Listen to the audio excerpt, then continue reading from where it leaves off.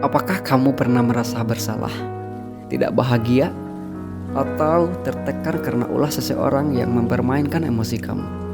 Jika iya, kamu harus tahu cara-cara mereka dan cara mengatasinya. Simak video ini sampai habis dan temukan solusinya.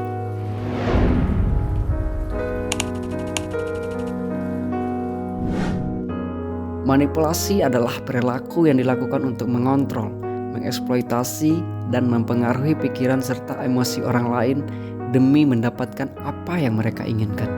Pada mulanya, istilah manipulasi merujuk pada keterampilan seseorang menangani objek secara fisik menggunakan tangan. Korban manipulasi mungkin merasa tertekan, cemas, atau depresi. Mereka juga mengalami kesulitan percaya pada orang lain, kesulitan mengambil keputusan, dan kesulitan untuk membangun hubungan yang sehat. Manipulasi bisa terjadi dalam berbagai konteks, termasuk dalam hubungan pribadi, pekerjaan, dan pendidikan. Jenis manipulasi itu sangat beragam, namun kita hanya akan membahas 4 teknik manipulasi yang paling umum digunakan. Yang pertama, gaslighting.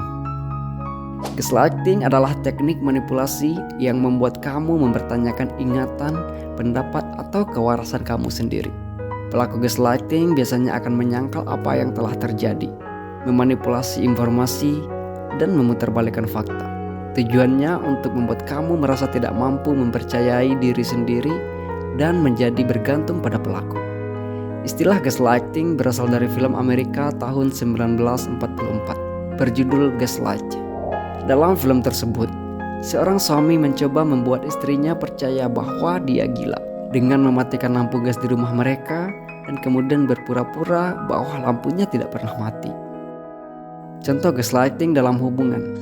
Ketika pasangan kamu mengatakan bahwa kamu terlalu sensitif, gila, atau salah ingat saat kamu menanyakan tentang perilakunya yang mencurigakan. Dia mungkin juga mengatakan kamu tidak bisa hidup tanpanya, atau dia adalah satu-satunya orang yang peduli padamu. 2. Guilt tripping. Guilt tripping adalah teknik manipulasi yang digunakan untuk membuat kamu merasa bersalah dan akhirnya melakukan apa yang diinginkan oleh pelaku. Pelaku guilt tripping biasanya akan membuat pernyataan atau pertanyaan yang membuat kamu merasa bertanggung jawab atas tindakan dan perasaan pelaku. Dia seringkali menggunakan emosi, ancaman, atau kewajiban untuk memaksa kamu mengorbankan kepentinganmu, kebahagiaan, dan batasan kamu sendiri. Istilah guilt tripping pertama kali muncul pada tahun 1946, tetapi teknik ini telah digunakan jauh sebelum itu. Guilt tripping sering digunakan oleh orang tua untuk mengendalikan anak-anak mereka. Orang tua mungkin mengatakan sesuatu seperti, "Jika kamu tidak makan makananmu, aku akan sangat kecewa." Hal ini dapat membuat anak merasa bersalah dan mau makan makanan mereka. Guilt tripping juga dapat digunakan oleh pasangan, teman, dan anggota keluarga lainnya. Contoh guilt tripping dalam pekerjaan adalah ketika atasan kamu mengatakan bahwa kamu tidak menghargai pekerjaanmu atau tidak loyal pada perusahaan jika kamu menolak untuk lembur. Mungkin dia juga mengatakan kamu akan membuat rekan kerjamu kesusahan jika kamu tidak membantunya. 3. Love bombing atau cinta yang berlebihan adalah teknik manipulasi yang membuat kamu merasa dicintai dan dihargai secara berlebihan. Pelaku love bombing biasanya akan memberikan pujian berlebihan, memberikan hadiah, memberikan janji-janji palsu yang tidak sesuai dengan realita, dan menghabiskan banyak waktu bersama kamu.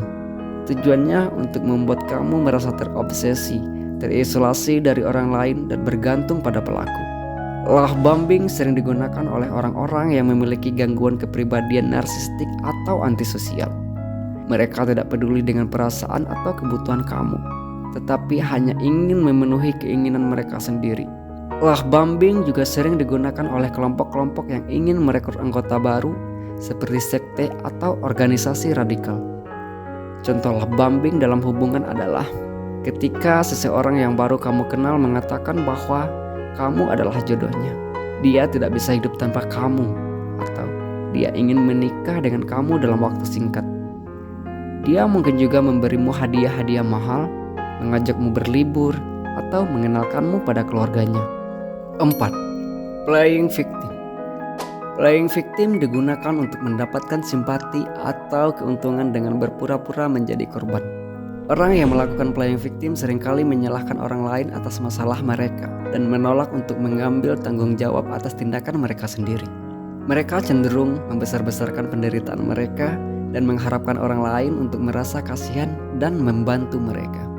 Playing victim sering digunakan oleh orang-orang yang tidak mau menghadapi konsekuensi dari perilaku mereka yang buruk atau tidak etis. Mereka juga menggunakan teknik ini untuk menghindari kritik atau konflik dengan orang lain. Playing victim juga dapat digunakan oleh orang-orang yang ingin menarik perhatian atau memanipulasi perasaan orang lain. Contoh playing victim dalam keluarga adalah ketika saudara kamu mengatakan bahwa dia tidak bisa membayar utangnya karena dia dipecat dari pekerjaannya tanpa alasan yang jelas. Padahal, dia sebenarnya dipecat karena sering terlambat, malas, atau tidak kompeten. Dia mungkin juga mengatakan bahwa dia tidak punya teman atau pasangan, karena semua orang membencinya dan mengkhianatinya. Demikianlah 4 teknik manipulasi yang paling umum digunakan. Semoga video ini bermanfaat dan membuat kamu lebih waspada untuk menghadapi manipulasi.